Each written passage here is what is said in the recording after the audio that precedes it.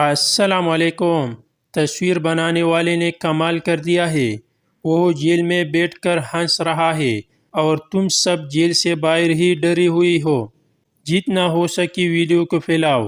عدت کے معاملے میں عورت کی گواہی ہی معتبر اور حتمی مانی جائے گی۔ مفتی سعید۔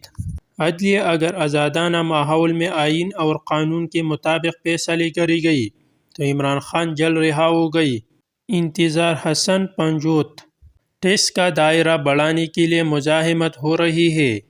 محمد اورنگزیب۔ پنجاب کی یوتھ تعمیری کاموں میں اپنا فوکس زیادہ رکھے، جلاؤ گہراؤ کی سیاست سے دور رہے۔ وزیر اعلیٰ مریم نواز۔ عمران خان کو ڈیتھ سیل میں رکھنے پر شرم آنی چاہیے۔ نواز شریف شہباز شریف کو 45 لوگ ملنے جاتے تھے۔ عمر ایوب۔ دیکھ رہے ہیں زیادہ مہنگی IPPS کو نکلنے کا کیا طریقہ ہے۔